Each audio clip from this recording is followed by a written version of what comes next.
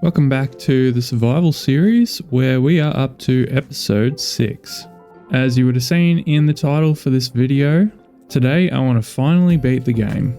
But before we get there, we probably have a few tasks to get done, where I want to start with setting up a farm to get gunpowder so that we can have some firework rockets for when we get our elytra in the end. So now's as good a time as any to start a material gathering montage.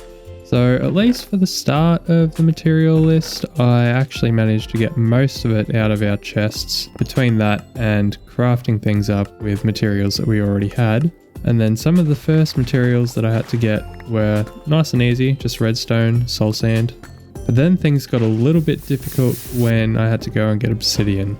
First I had to find a lava pool, and then after the first one I didn't even have a full stack. But my luck changed when I finally found a lush cave with heaps of lava and I finished gathering up all of the obsidian. Alright, well now that we've got everything to get started, we can go set up in the nether. I'm going to have to start off by getting onto the nether roof, which means we need a bedrock that says targeted block 127 for Y, like this one, and we can clip through the bedrock just like that. And before I get set up, let's make a way to get back home. So just in case you haven't already figured it out, we are making a ghast farm to source our gunpowder. The tutorial that I've used for this design is by ShulkerCraft, and as always I'll leave a link to the video in the description, but I am having to tweak this just a little bit for my purposes. But pretty much with this ghast farm you just find a soul sand valley, which we already had, and then you build a platform with a heap of portals and set up an automatic killing chamber in the overworld. And by making a ghast farm instead of just your standard creeper farm, I'll be getting ghast tears as well as gunpowder. Aside from the fact that you have to get a bunch of obsidian from this farm, it's actually quite easy to build, which is pretty nice. Basically just set up a bunch of platforms with nether portals and then an AFK platform up the top. Alright, well now we're all done in the nether, so we can go and build the part in the overworld. I've done the math to make sure that our output ends up in the sheep temple. So in other words, we're making the killing chamber down here. Unfortunately, the killing chamber actually has to be built at y equals 128, which because we built into a mountain with the sheep temple is underground. But either way, we can still set up the collection system so that the items end up back where the sugarcane and bamboo farms are. The overworld part of this farm is probably even simpler than the nether part. Got a couple of chickens in a boat to stop the ghast from getting stuck, some soul sand and some rails underneath to collect all of the items, and then powdered snow on the soul sand to actually kill the ghasts. Okay, well let's go check that this all works. This is going to be so much quicker when I get my elytra.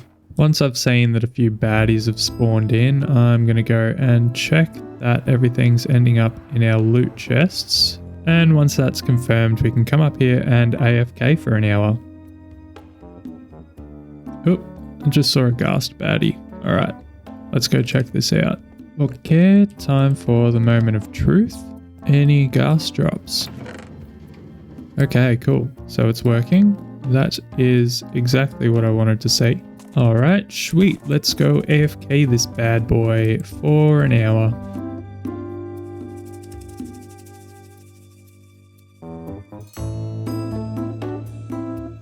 Well, here we are an hour later, and I'd say that's a pretty good yield, not gonna lie.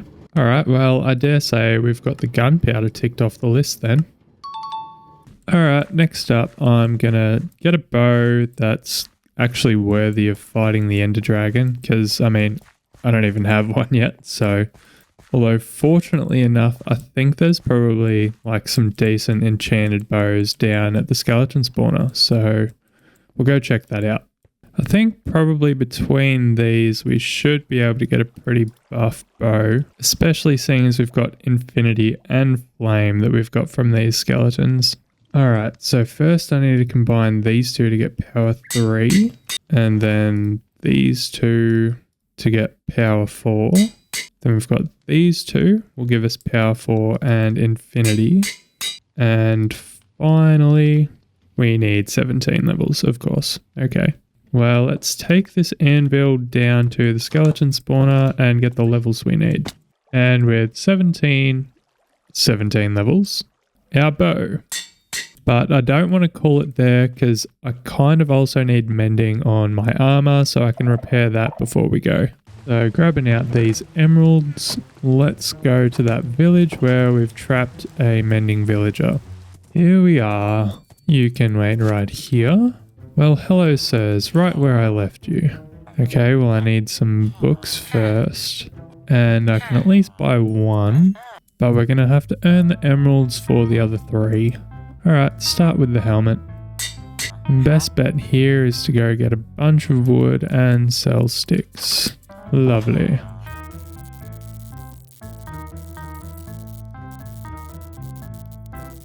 And by the power of stonks, we have turned sticks into mending books.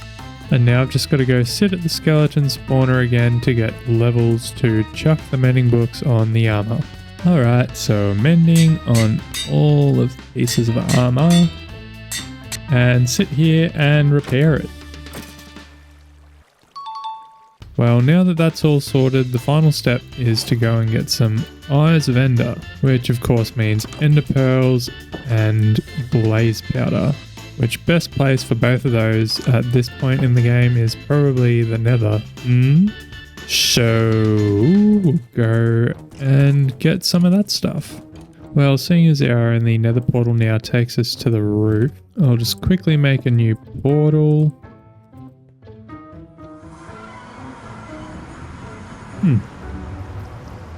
Nice. Okay, new portal even further away then. Alright, we'll try this instead. There we go, that's a bit better. So if I can figure out which bedrock it is that I got up onto the roof, I can have a go at blowing up that bedrock so we have quick and easy access from the roof down into the actual Nether. So I'll just screenshot this. And so now up on the roof, if we go to those same coordinate just here, we can have a go at blowing up this piece of bedrock.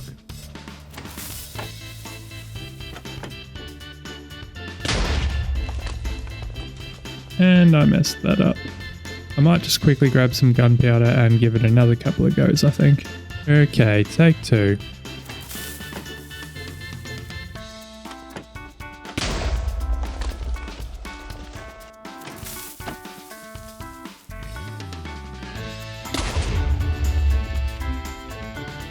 I'm not very good at this. Okay, can I get it to work this time?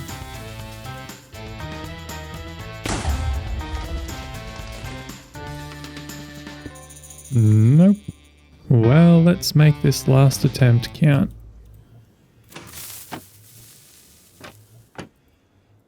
I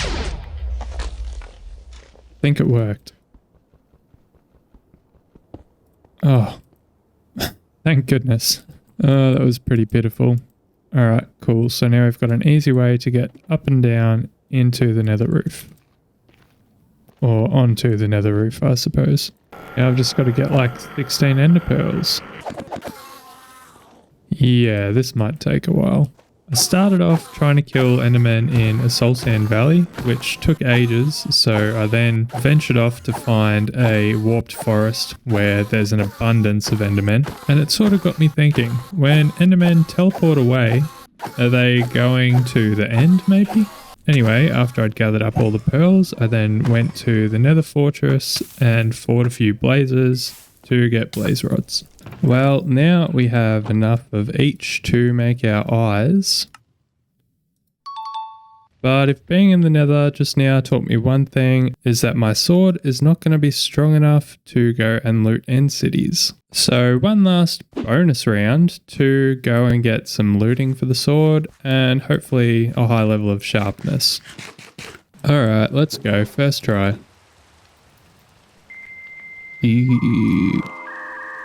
Nope. Not what I wanted. Go get some more levels then.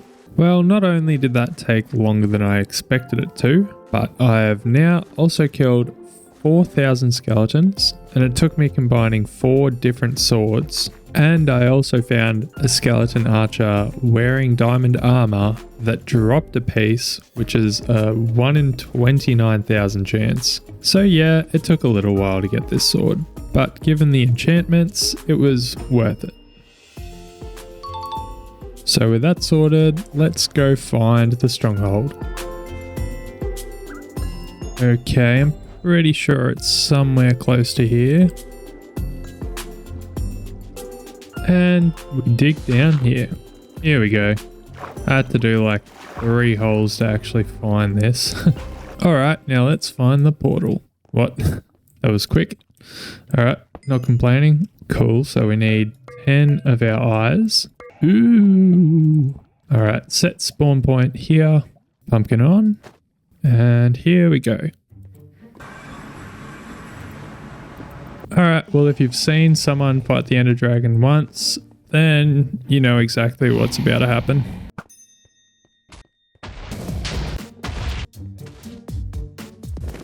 Okay, well that's all the end crystals taken out. Now it's time to say bye-bye to the dragon.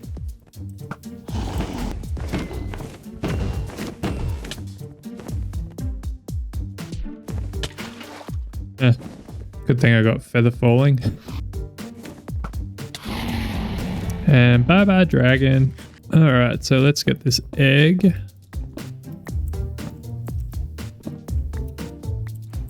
And let's go find ourselves an end ship. What are the odds? That was perfect. This city is massive.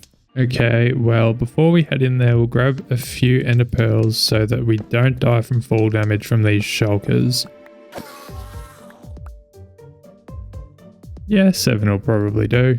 So the most important thing here for me is probably just going to be taking things slowly through this city, and we should be okay.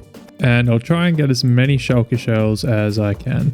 One thing that I've really been loving about playing in this world is that I've just been taking my time and enjoying the game for what it is. Some of the guys in this season of ShulkerCraft have sort of been taking things slow. It really inspired me to sort of do the same in my own survival world, which I mean is exactly why I'm only in the end on episode 6. It's sort of like these days everyone sort of rushes to get to endgame as quickly as possible, especially a lot of Minecraft YouTubers at least. And while that makes sense for getting massive projects done, which, you know, that's for some people, but not for me, I don't think.